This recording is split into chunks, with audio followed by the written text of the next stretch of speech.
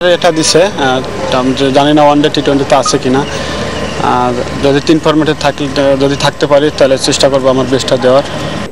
ইনজুরির সাথে লড়াই শেষে ফিরলেও টেস্ট ক্রিকেট থেকে দূরে ছিলেন বোলিং বিস্ময়। শ্রীলঙ্কা সিরিজে টেস্টে প্রত্যাবর্তন নিশ্চিত। কলম্বোয় বাংলাদেশ খেলবে নিজেদের ১০০তম টেস্ট। জ্বলে ওঠার এর চেয়ে সেরা মঞ্চ আর কি হতে পারে?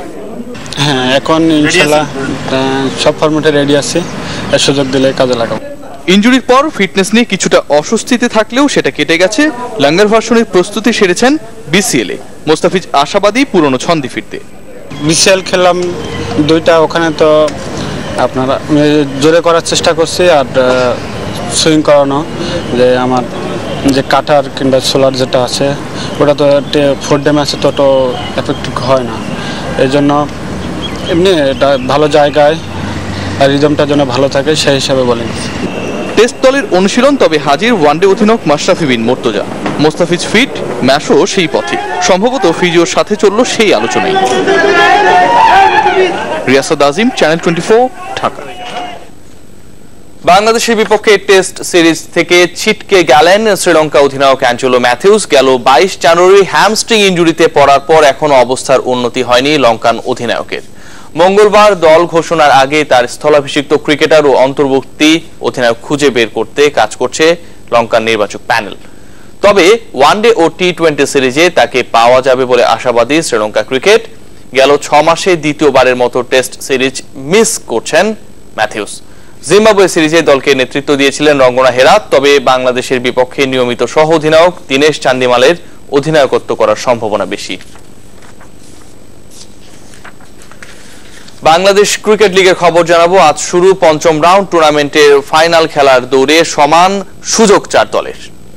সিলেটে চ্যাম্পিয়ন ওয়ালটন সেন্ট্রাল জোনের বিপক্ষে খেলবে টেবিল টপার বিসিবি নর্থ। এদিকে চট্টগ্রামে প্রাইম ব্যাংক সাউথ জোনের প্রতিপক্ষ ইসলামী ব্যাংক ইস্ট জোন। সকাল 9:30টায় শুরু হবে ম্যাচ দুটি। 12 পয়েন্ট নিয়ে বিসিবি নর্থ জোন সবার উপরে। জাতীয় দলের শুভাশিস দলছুট হয়েছেন। এই রাউন্ডেও শক্ত স্কোয়াড পাচ্ছে উত্তরাঞ্চল। নর্থের সমান পয়েন্ট নিয়ে 2-এ সাউথ জোন। সৌম্য, রুবেল, মোস্তাফিজ আর মোসাদ্দেককে টেস্ট দলের জন্য ছেড়ে দেয়া সবচেয়ে বেশি ক্ষতিগ্রস্ত সাউথ। তবে স্বস্তি এই রাউন্ডেও থাকবেন এমরুল। তালিকার 3-এ সেন্ট্রাল জোন। অভিজ্ঞ মোহাম্মদ শরীফকে দলে পেয়ে উজ্জীবিত সেন্ট্রাল পেয়েছে আসরের প্রথম জয়। রাব্বি ছাড়া স্কোয়াডের বাকিদের পাচ্ছে মধ্যাঞ্চল। অন্যদিকে তলানিতে থাকলেও স্টের আছে ফাইনালে হাতছানি। মমিনুল আর লিটন দাস নেই জাতীয় দলে লঙ্কা সফরের প্রস্তুতির কারণে।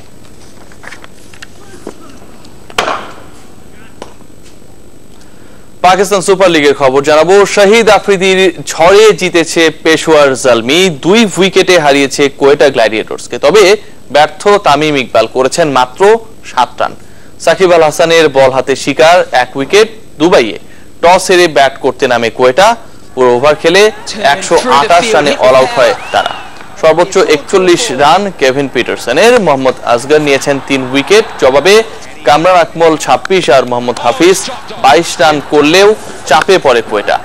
লোয়ার অর্ডারে নেমে ঝড় তোলেন আফ্রিদি। 23 বলে অপরাজিত 45 রানে। শেষ ওভারে প্রয়োজন ছিল 7 রান।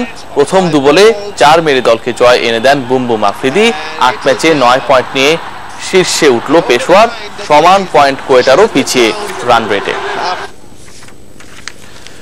ইউরোপিয়ান ফুটবলের খবর জানাবো এবার। বড় জয় পেয়েছে সব লিগের প্রায় সব বড় দল। লা লিগায়